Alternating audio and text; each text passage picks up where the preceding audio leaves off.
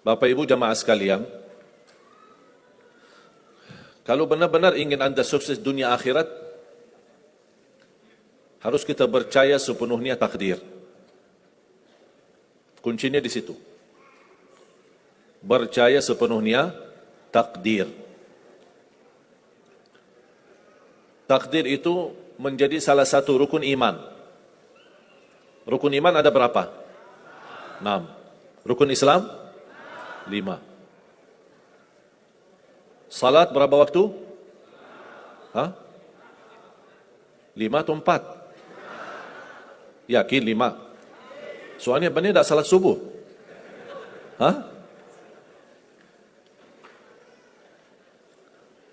Takdir itu menjadi salah satu rukun iman. Tapi banyak di antara kita yang belum percaya sepenuhnya soal takdir. Dan kita sifat manusia, mohon maaf, suka tidak adil. Contoh, kalau Allah berikan karunia, nikmat, pertama kita lupa bersyukur. Yang kedua, kita tidak pernah berkata sama Allah, ya Allah kenapa aku dapat nikmat ini? Tapi sebaliknya, kalau kita diuji oleh Allah, kita kurang sabar, dan kita bertanya sama Allah, ya Allah kenapa saya diuji? Faham enggak? Kalau kita dapat nikmat, ada enggak orang-orang yang lulus misal ujian, dia berkata, ya Allah kenapa saya lulus ujian? Tidak pernah. Tapi kalau dia tidak lulus, dia bilang apa? Ya Allah kenapa saya tidak lulus? Ketika ditimpa musibah, dia selalu merasa nyesal atau merasa sakit hati, tersinggung. Berkata sama Allah, kenapa saya diuji? Padahal saya orang baik. Saya jaga salat, saya berusaha mendekat sama Allah. Tapi saya merasa bertambah berat ujiannya. Tapi sebaliknya, ketika diberikan nikmat, dia tidak pernah menyebutkan, ya Allah kenapa saya mendapatkan nikmat ini? Kayaknya si fulan lebih fantas mendapatkan nikmat. Itu tanda manusia tidak adil. Tidak bersikap adil. Makanya subhanallah, semakin anda mantap imannya terhadap takdir, semakin hidupmu jadi nikmat. Saya kasih contoh. Tidak ada persoalan masalah takdir baik. Itu bukan masalah bagi kita. Justru kita bertambah senang kalau kita mendapatkan takdir yang baik. Tapi yang menjadi persoalan bermasalah bagi kita adalah takdir buruk. Ketika ditimpa musibah, ketika ada ujian, ada sakit, kesulitan, penghasilan yang tidak mencukupi, dan banyak masalah keluarga, masalah rezeki, masalah sama majikan, masalah di kerjaan, itu yang membuat banyak beban fikiran.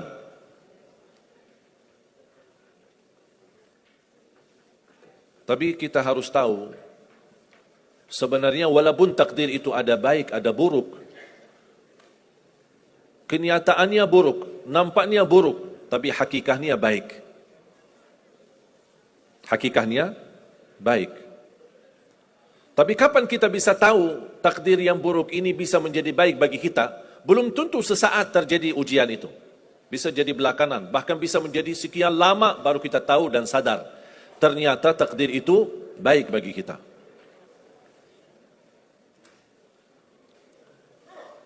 Saya kasih contoh. Melalui cerita, saya buatkan satu cerita, ingin memberikan pesan kepada orang muslim, orang beriman, betapa besar karunia Allah dan pertolongan Allah melalui takdir. Ada seorang berdoa, dan saya yakin anda semua berdoa. Setiap berkesempatan, setiap salat, setiap sujud atau tahajud, duha, pasti anda semua berdoa. Ada yang diinginkan, ada yang hajat-hajat yang belum terkabul, belum tercapai. Bertemu orang salih, bertemu ulama, bertemu habib, minta didoakan, tolong doakan. Semoga lancar urusan saya. Semoga dapat jodoh. Semoga insya Allah dapat keturunan. Semoga hasil dan rezeki yang saya dapatkan menjadi berkah dan bermanfaat bagi saya dan keluarga. Ada orang berdoa kepada Allah Subhanahu Wa Taala. Mohon jamaah sekalian dengar cerita ini baik-baik. Karena ada pesan hikmah yang kita bisa ambil. Orang ini berdoa tapi tidak melebihi selain doa meminta jodoh yang salihah, yang cantik, yang kaya. Itu aja doanya, tak ada yang lain. Setiap salat, ya Allah, jodoh yang salihah, yang cantik, yang kaya. Tahajud, ya Allah, jodoh yang salihah, yang cantik, yang kaya. Doa pas buka puasa, itu aja doa, tak ada yang lain. Tak minta ampun, tidak minta rahmat, tidak minta karunia, tidak minta keselamatan. Butuh banget ini jodohnya. Dapat rezeki sedikit, dapat kemudahan berangkat haji. Selama dia berhaji, selama dia tawaf 7 kali, itu aja doanya. Ya Allah, jodoh yang salihah, yang cantik, yang kaya. Safa Marwah sa'i, ya Allah, jodoh yang salihah, yang cantik, yang kaya. Tak ada yang lain. Ketika satu malam, dia sudah di tengah air, berjalan malam hari santai-santai di kampung, sambil membayangkan jodohnya, menghayal, bagaimana cantiknya. Pas di dalam perjalanan, dikejar anjing. Dia lari. Dan justru anjing semakin lari, semakin dikejar. Makanya kalau ketemu anjing, jangan lari. Akhirnya anjing berhasil gigit kakinya. Berdarah. Datang mobil ambulan, dibawa ke rumah sakit. Di dalam mobil ambulan, dia merasa menghadapi ujian. Dan dia berkata, ya Allah, selama ini saya berdoa minta jodoh. Yang salihah, yang cantik, yang kaya, masa dikirimkan anjing? Dia belum tahu ada apa. Dan ini yang sering kita lakukan, terlalu cepat respon dan berkata yang tidak baik ketika kita diuji oleh Allah. Sedangkan kita belum tahu apa yang akan terjadi sesudah itu. Ambulan dibawa ke rumah sakit dan subhanallah, dirawat di rumah sakit seorang dokter yang cantik, yang salihah, yang kaya, jadi jodohnya. Ada hikmah enggak digigit anjing? Buruk enggak kejadian itu? Buruk, digigit anjing pasti buruk. Tapi ternyata di dalam keburukan Allah menyediakan sesuatu kebahagiaan, sesuatu kebaikan, tapi kita belum tahu. Ternyata Allah sudah kabulkan doanya. Allah sudah kabul. Cuman kadang-kadang proses menabulkan doa itu ada di antara doa kita yang memang prosesnya lewat takdir buruk.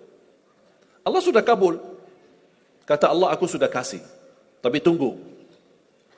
Seperti ini orang. Doanya terus. Ya Allah, jodoh yang salih, yang cantik, yang kaya. Jodoh yang salih, yang cantik, yang kaya. Allah sudah kabulkan doanya, tapi jodohnya ada di rumah sakit. Berarti harus sakit dulu.